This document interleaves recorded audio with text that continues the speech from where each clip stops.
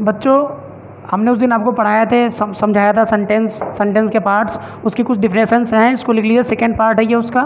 Parts of sentence मैंने आपको बताया था, फ्रेज लेटर बताए थे मैंने, फिर वर्ड्स बताए थे, लेटर से मिलकर वर्ड्स बनते हैं, और वर्ड से मिलकर फ्रेज बनते हैं, फ्रेज से मिलकर सेंटेंस बनते हैं, फिर सेंटेंस के अलग अलग पार्ट्स हो जाते हैं, जैसे सब्जेक्ट में, प्रेडिकेट में, ऑब्जेक्ट में, वर्ब में, कंप्लीमेंट में। तो पहले इनकी डिफिनेशंस लिख लीजिए आप लोग। पार्ट्स ऑफ सेंटेंस में सबसे पहले फ्रेज आता है। फ्रेज की डिफिनेशन क्या होती है? एक ग्रुप ऑफ वर्ड्स, एक ग्रुप ऑफ वर्ड, शब्दों का समूह, दैट मैंने जो मेक मैंने बनाता है सम सेंस, कुछ भाव बनाता है, बट नॉट कंप्लीट सेंस, लेकिन पूरा सेंस नहीं बनाता है। एक ग्रुप ऑफ वर्ड्स, शब्दों का वह समूह, दैट मेक सम सेंस, कुछ सेंस बताता है, बट नॉट कंप्लीट सेंस, लेकिन पूरा सेंस नहीं बताता है, इसीलिए वो फ्रेज कहलाता है। एग्जाम्पल के तौर पर जैसे our house, some people, the people of our village, मतलब 2 शब्द या 3 शब्द, 4 शब्द हो सकते हैं, लेकिन सेंस बताएगा, केवल भाव बताएगा, पूरा सेंस नहीं बताएगा, इसको कहते हैं फ्रेज। अब सेंटेंस क्या है? अ सेंटेंस, इसकी डिफिनेशन इंपॉर्टेंट है बच्चों। A sentence is a group of words, वाक्य जो होता है ग्रुप ऑफ वर्ड्स, शब्दों का वह समूह होता है, ग्रुप ऑफ वर्ड्स शब्दों का समूह होता है, दैट मेक्स जो बनाती है, कंप्लीट सेंस, पूरा सेंस बनाती है। A sentence is a group of words that max complete sense, जिसमें पूरा सेंस होता है। इसमें क्या होता है? आधा सेंस, इसमें क्या होता है? पूरा सेंस। एंड कंटेंस, और सेंटेंस में क्या क्या होता है? ए सब्जेक्ट एंड प्रेडिकेट, एक सब्जेक्ट होता है और प्रेडिकेट होता है। इतनी में ही पूरी बात कंप्लीट हो जाती है, क्योंकि प्रेडिकेट जो होता है, प्रेडिकेट में वर्ब होती ही होती है, प्रेडिकेट बिना वर्ब के बन ही नहीं सकता है, तो इसलिए सेंटेंस पूरा हो जाता है, सब्जेक्ट हो जाता है, प्रेडिकेट आ जाता है, और प्रेडिकेट के अंतर्गत सारे पार्ट्स आ जाते हैं। तो जैसे सेंटेंस मैंने लिखा, Deepak bought a car last month, Deepak ने पिछले महीने एक कार खरीदी थी, तो दीपक हमारा सब्जेक्ट हो गया, बाकी जितना बचा हमारा सब प्रेडिकेट हो गया। ठीक है बच्चों, समझ में आया मेरी बात? एक फ्रेज हो गया, एक सेंटेंस हो गया। अब आपकी डिफिनेशन हो गई। अब सेंटेंस के पार्ट समझ में आ गए, फ्रेज और सेंटेंस। अब सेंटेंस के अंतर्गत कितने पार्ट्स होते हैं और क्या क्या डिफिनेशन होती है, उनको समझिए आप लोग।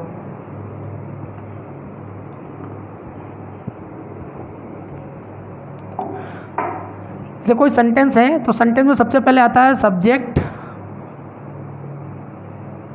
और दूसरा आता है प्रेडिकेट। सब्जेक्ट आता है, प्रेडिकेट। तो प्रेडिकेट क्या होता है? सब्जेक्ट क्या होता है? पहले सब्जेक्ट डिफिनेशन लिख लीजिए, फिर प्रेडिकेट की लिखिए, फिर वर्ब की लिखिए। Subject of a sentence may be a word or a phrase. Subject of a sentence may B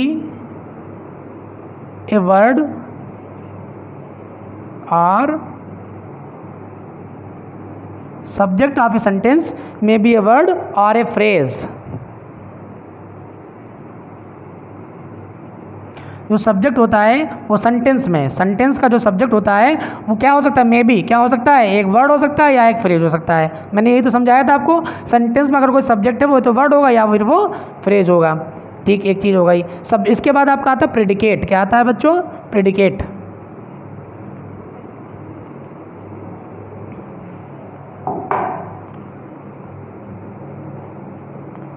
predicate क्या होता है इसको समझ लीजिए। प्रेडिकेट जो होता है द पार्ट ऑफ सेंटेंस, जो एक सेंटेंस का वो part, the parts of sentence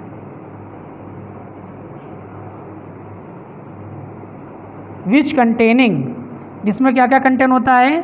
which containing, जिसमें एक वर्ब होती है। क्या होती है? A verb. दैट टेल्स, जो हमको बताती है, किसके बारे में बताएगी? About the subject. It tells about the subject.